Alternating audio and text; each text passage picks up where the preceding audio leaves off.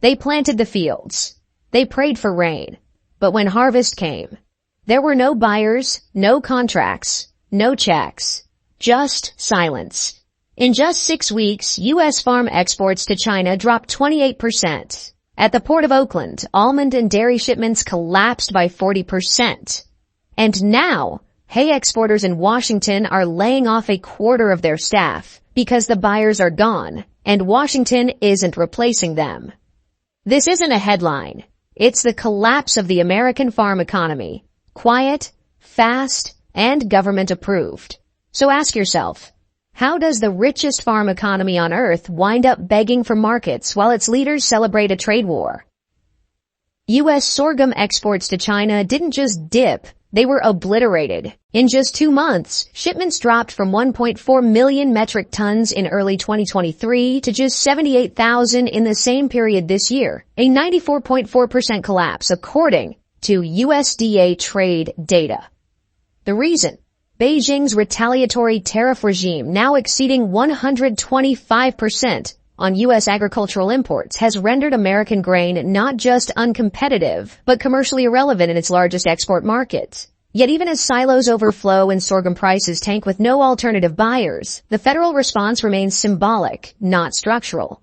The White House's promise that farmers would have a field day now reads less like strategy and more like satire, especially as China pivots to Brazil and Argentina for long-term grain deals. And the question left hanging is, if this wasn't the plan, then why is no one pulling the brakes? The data paints a clear sequence. Tariffs go up, demand disappears, and supply chains reroute permanently. China purchased over 90% of exported U.S. sorghum before the trade war. That pipeline is now severed, but the implications go beyond one crop. As Beijing redirects import contracts toward Latin America, the structural underpinnings of U.S. export dominance are being disassembled at speed. According to Bloomberg, China's soybean imports from Brazil surged 25% year over year, while U.S. soy futures fell over 14% in Q1 2025.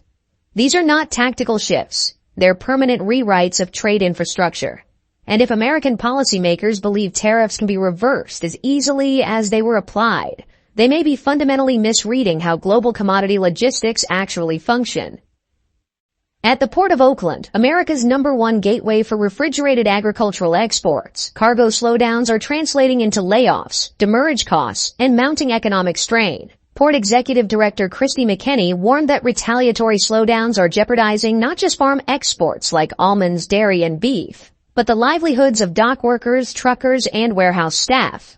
Oakland's 50-50 import-export ratio makes it uniquely vulnerable to trade retaliation. According to port traffic reports, China represents 29% of Oakland's total trade volume, and retaliatory tariffs are targeting nearly every U.S. export category that moves through it. The concern isn't abstract. It's containers sitting idle, contracts getting canceled, and exporters eating fees for shipments now abandoned at sea. Forage exporters have reported 68 blanked sailings since Trump announced the April 2nd tariff spike, according to the Agriculture Transportation Coalition. One Washington-based hay supplier laid off 25% of its staff within 2 weeks, citing canceled shipments and unsustainable freight premiums. Meanwhile, a wood pulp exporter saw 6,400 metric tons of product frozen in warehouse limbo, and 15 rail cars incurring demurrage fees while waiting for diversion instructions. One shipment of 9,000 metric tons en route to China now faces abandonment risk. "We cannot absorb ocean freight increases without selling at a loss," one exporter wrote. And the logic unravels quickly. How can low-margin bulk commodities survive a price environment designed for high-value luxury goods? The USTR's new Ships Act port fees, exceeding $1.5 million per Chinese vessel, exclude bulk agriculture, but not containerized ag, which accounts for 55% of the value of all U.S. ag exports, according to USDA figures. That includes beef, poultry, dairy, almonds, frozen foods, and processed items like French fries. Peter Friedman of AgTC warned CNBC that this carve-out failure risks punishing the most valuable segment of U.S. farm exports just as global buyers are abandoning U.S. suppliers. And yet, despite industry pleas, the USTR declined to comment on whether exemptions for containerized egg are being considered.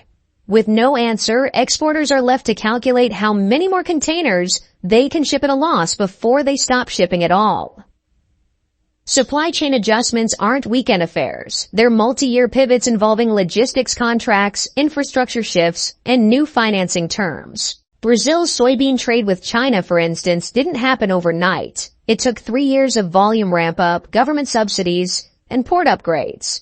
Now that China has locked in these alternatives, American re-entry into that market, if ever, would require renegotiating from a weakened position. Unlike domestic policy cycles, global agriculture responds to long-term incentives. And the current signal from Washington, according to traders interviewed by Reuters, is instability. So buyers are hedging their bets elsewhere.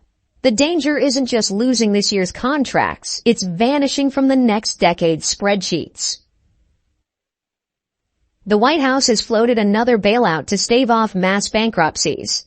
But multiple farmer associations, including the National Farmers Union and American Soybean Association, are now voicing skepticism. A check doesn't reopen a closed port. It doesn't rebuild a broken contract, and it doesn't replace trust lost with international buyers. In Iowa, corn farmers told Bloomberg they are planting acreage knowing they will likely lose money simply because not planting at all guarantees bankruptcy faster. In Kentucky, farmers are debating whether to harvest at all. They're not chasing profit anymore. They're triaging losses.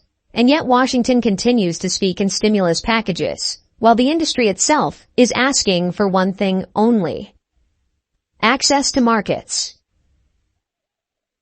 For the first time in years, major farm groups are supporting legislation to restrict White House tariff powers. The National Farmers Union now backs a bill requiring congressional approval for broad trade actions, arguing the unchecked authority has caused disproportionate harm to agriculture.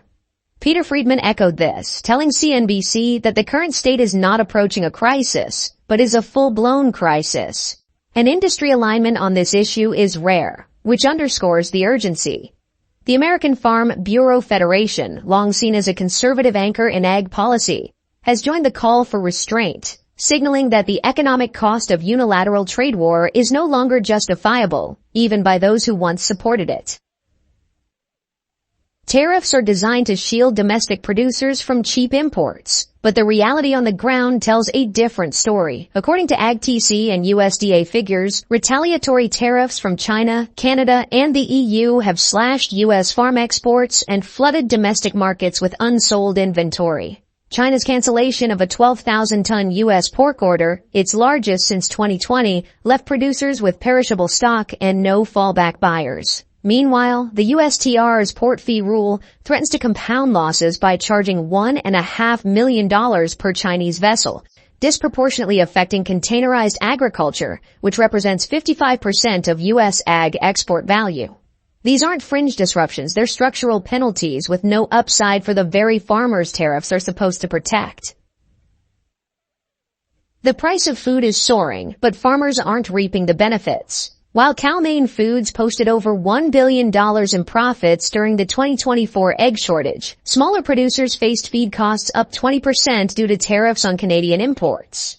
According to Reuters, Trump's new tariff regime, some of the highest in a century, has driven up consumer food prices by nearly 18% year over year. Yet farm incomes, especially for small and mid-sized operations, are falling.